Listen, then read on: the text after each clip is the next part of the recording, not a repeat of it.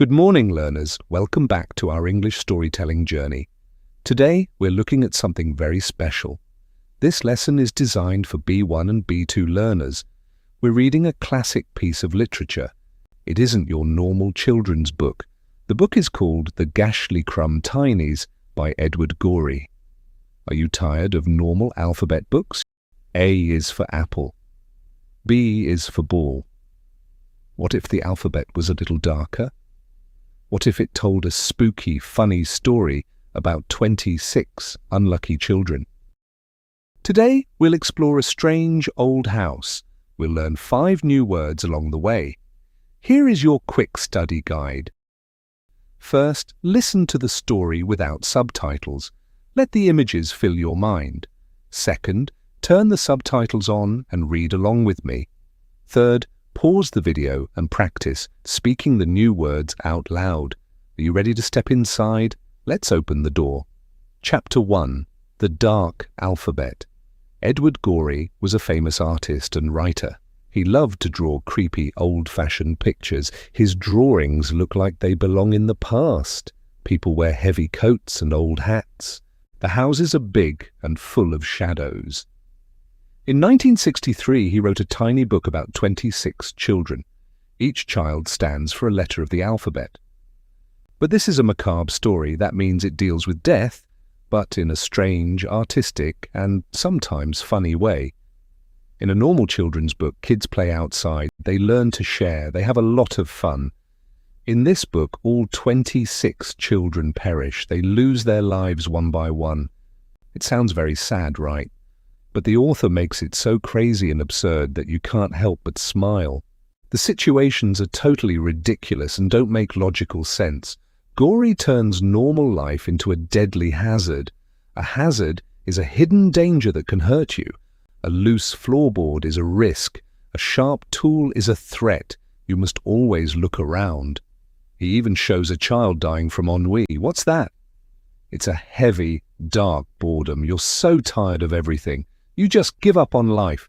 We'll see how that happens soon. Let's meet the first group of children. Chapter 2. The First Steps Inside. We open the heavy wooden door. We enter the grand hallway of the old house. The air is cold. A is for Amy, who fell down the stairs. Stairs are a common hazard in any home. Amy takes a wrong step in her nice dress. She's the first to perish. It's a sudden end. Then we walk into the living room. B is for Basil assaulted by bears. Bears inside a fancy house? That's completely absurd. You don't expect wild animals on a nice rug. The humor is very macabre. It mixes polite society with wild beasts. Next we see Clara. C is for Clara, who wasted away. She simply fades into nothing. She gets thinner and thinner. Then we look out the window. D is for Desmond thrown out of a sleigh. A sleigh is a fun winter ride. It slides on the snow. But Desmond takes a nasty fall into the cold white powder. These kids leave us so fast. You realize you must watch your step. You must look out for every danger. The bad luck these children face is truly wild. Yet we keep turning the pages. We don't feel ennui. We aren't bored at all. We're excited to see what happens to the next letter. Chapter 3. The Danger of Everyday Things. We move into the large dining room. Food should be safe and tasty, but not in this strange tale. E is for Ernest, who choked on a peach. A simple peach pit becomes a deadly trap. You should always chew your food carefully. We walk outside to the garden pond. The water is green and still. F is for Fanny, sucked dry by a leech. A leech is a small water bug that drinks blood. It's a tiny problem, but a bad one for Fanny. Back inside, we find George. G is for George, smothered under a rug. How does a boy get trapped under a heavy carpet? It's a silly mistake. He just crawls under and can't get out. Then we hear a loud noise in the hall. H is for Hector, done in by a thug. A thug is a bad man. Hector meets a criminal in the dark. We begin to see a clear pattern.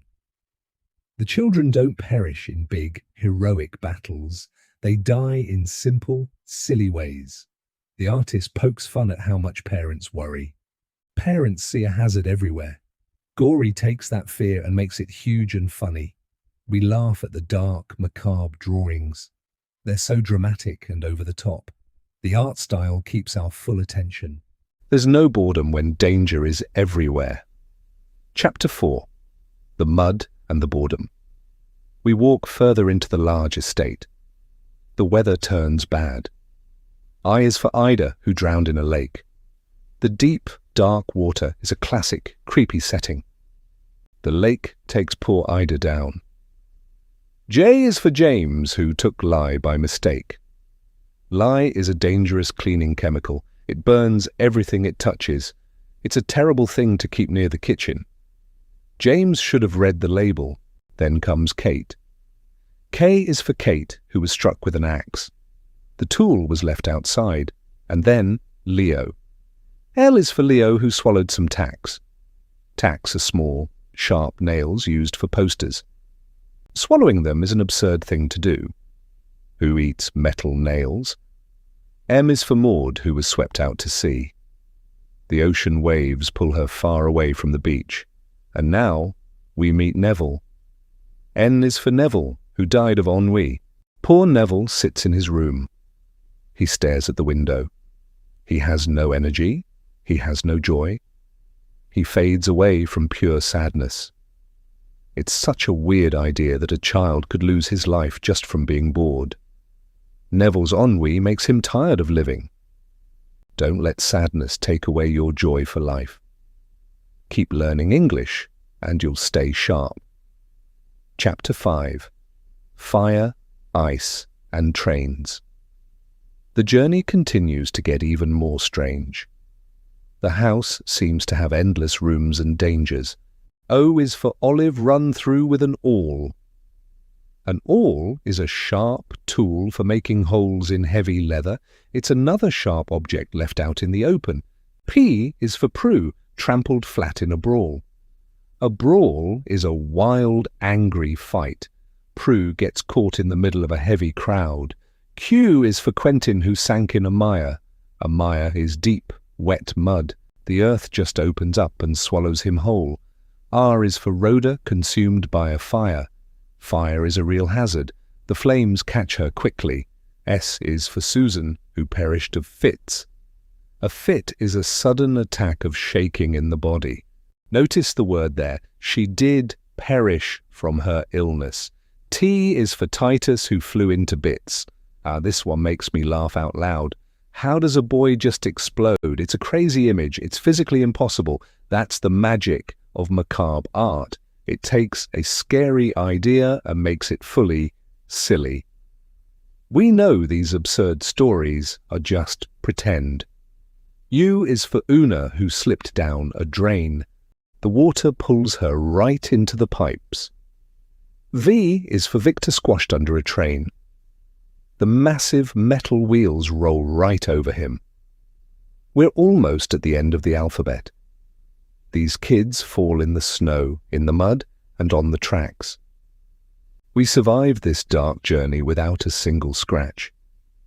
We feel excitement, never boredom, as we read. Chapter 6. The Final Letters. We've reached the end of the line. The cold winter wind blows hard. W is for Winnie, embedded in ice. She's frozen solid in the freezing pond. She looks like a frozen statue. X is for Xerxes, devoured by mice. Mice are usually cute, small and tiny. Being eaten by tiny mice is an absurd way to go. It flips our expectations upside down.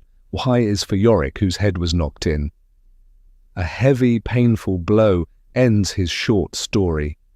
Finally, we meet the very last child. Z is for Zilla, who drank too much gin. Gin is a strong, clear alcohol. A child drinking adult drinks is a shocking end, and just like that, the short poem is over. 26 children, 26 letters in the English alphabet. All of them had to perish. The whole book is a macabre masterpiece. It's short, sharp, and very dark. It's wonderfully weird. Edward Gorey understood human nature very well. He knew that life can feel absurd sometimes. We worry about every little issue. We try to protect ourselves from the big world. We try to fight off the dull pain of ennui. We want our lives to be interesting. We want to be safe at home. But Gorey tells us to relax. We can't control everything around us. Sometimes you just have to laugh at the dark shadows. You can defeat the dullness by staying curious. Chapter 7. The Beauty of Dark Humor. Let's review what we learned in this strange, scary house. First, we explored the macabre. You learned that scary things can also be funny and artistic. Second, we watched the children perish. But we knew they were just ink drawings on a paper page. Third, we laughed at the crazy events. Bears inside a fancy house, tiny mice eating a boy, completely crazy. Fourth, we spotted every hidden hazard. We know to look out for stairs, peaches, and wild animals.